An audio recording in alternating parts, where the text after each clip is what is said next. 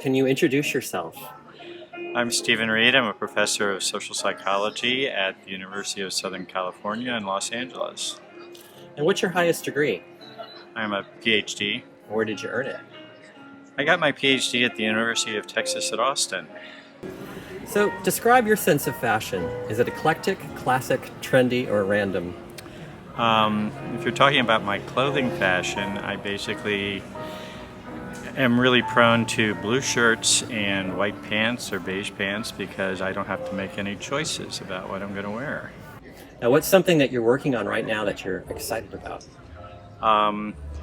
The thing I'm working on right now that I think I'm the most excited about is we're working on trying to take a model of motivation and personality we've developed and actually build a neural network model of depression and try to understand the factors that are responsible for the development of basically treatment-resistant depression, and depression particularly that's focused on feelings of anhedonia and lack of motivation.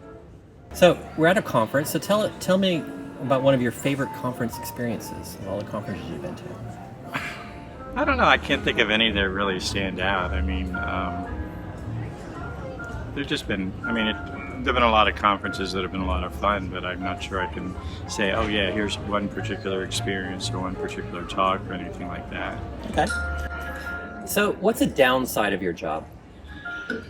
The downside of my job is the niggling little administrative things you have to do sometimes, and I think the other downside of my job is getting negative reviews, and particularly on grants, but also stupid journal reviews.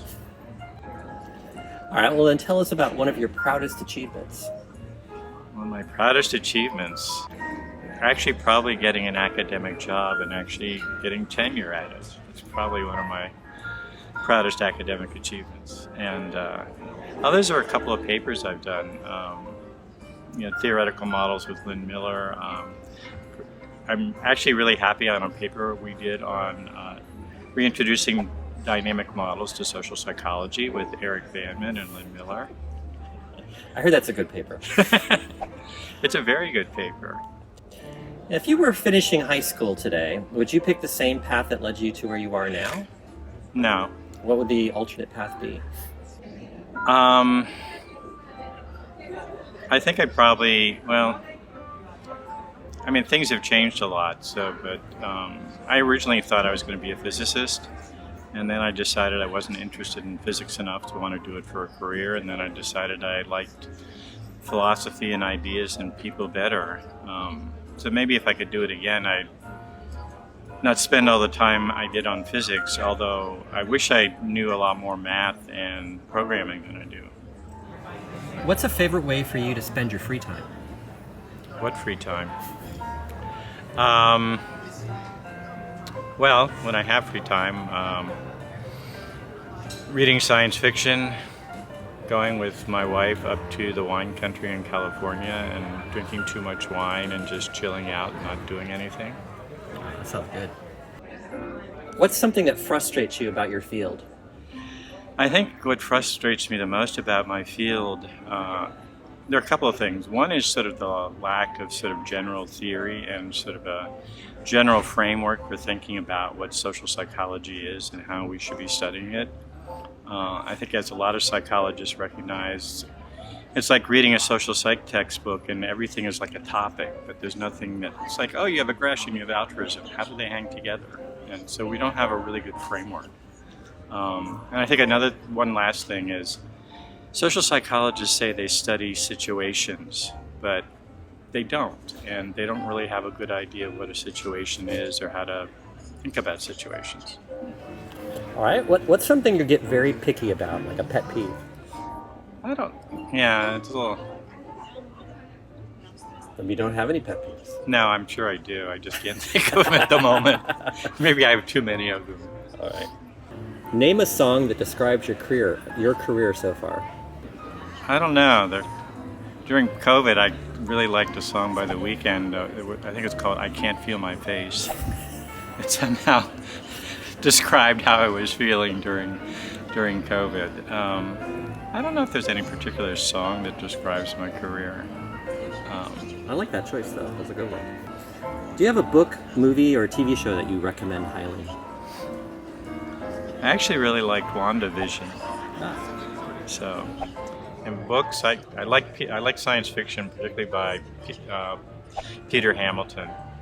So, Who's someone famous you've met or saw? Jesse Jackson, Yasser Arafat.